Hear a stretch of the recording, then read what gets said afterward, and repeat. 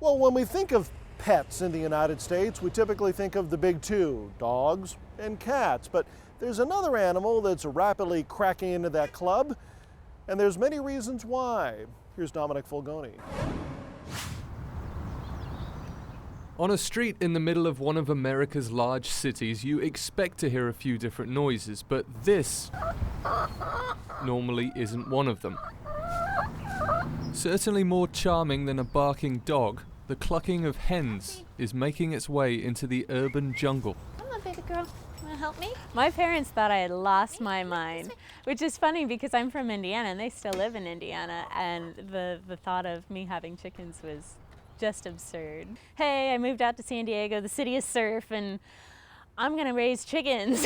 Shelley Stewart is raising a flock of 8 hens in her large front garden in University Heights. But is it really that crazy? Sure, you may think of a chicken as a farm animal, but they seem to be fitting in quite nicely here in this neighborhood. And the community with the neighbors has been very interesting. What surprises me is everybody either has had chickens or their grandparents everybody seems to have some kind of chicken story. Shelley's chicken story began when her family decided to tap into the local food movement, and it doesn't get more local than eggs from your own garden. We decided we wanted to try to start doing some of it ourselves, because at least if we were controlling the process, we knew what was going into the food. So we started with chickens. For me, doing chickens was easier than growing food. It just seemed easier. It depends on the day. While they may seem unusual, Lieutenant Dan D'Souza over at the Central Animal Shelter sees stranger animals daily. Pigeons, rats, turtles, tortoises. Today, an iguana with no tail and a pair of white doves. Compared to these, chickens seem downright normal. We don't really see too many problems with them. If they're just hens, they don't really cause too much of a problem. They're not crowing at all hours of the day to bother the neighbors. And that's an important distinction. Roosters are certainly not welcome in the city. But to dispel a common misconception, you don't need a rooster for the chickens to lay eggs. And without that rooster, the flocks are legal in many jurisdictions. It's not something that we enforce, but you need to make sure that zoning allows chickens in your neighborhoods. In San Diego, as I read it, it's 50 feet from all residences. So that means the coop and any place where they eat, basically where their food is stored and where they're sleeping, needs to be 50 feet from all buildings. So that includes your own home, that includes your neighbors' homes. And that's just the city of San Diego. Other cities have their own laws, as does the county. Then there's the fact that many people don't know exactly what goes into raising chickens.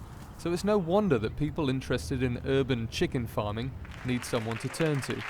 And guess who that is? Hey everybody, can you hear me okay? Yep. Is this good? If anybody had ever told me even 5 years ago you'd be lecturing on chickens, I would have laughed, fallen out of my chair laughing. But backyard chickens have become so popular that Shelley is here at the meeting of the Mission Hills Garden Club to speak to about 75 people. Closer connection to nature. The turnout has been unbelievable.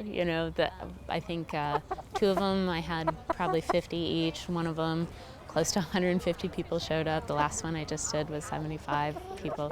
In fact, the moderator of this meeting is a chicken owner herself. For 2 people, two layers is enough.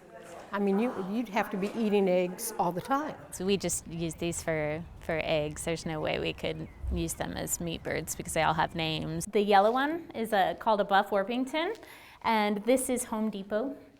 My son named her. If you don't believe her, ask her son. Home Depot. Over here. The first time he heard the name Home Depot, we were going there for something. He thought it was hysterical, the funniest name he had ever heard. He's like, we should name a chicken Home Depot. So that's what we did. Here, Home Depot is engaging in one of the more humorous habits of the species, the dirt bath. Apparently a good way of keeping the bugs away. In fact, the chicken can make quite an entertaining pet. I had no idea that they would be as comical and as endearing as they are. Chick, chick, chick. Chick. Chick, chick, chick, chick, chick. I have one specifically who will do everything she can to get in the house. Any opportunity she can get, she goes in the house. And I used to have one that would stare at us through the window, which was a little odd. Home Depot, Gigi 2, Squawk, Sunset, Red, Ra, Star, and an as yet unnamed chicken are not just egg machines. They're part of the family, and a great way to cool off in the summer.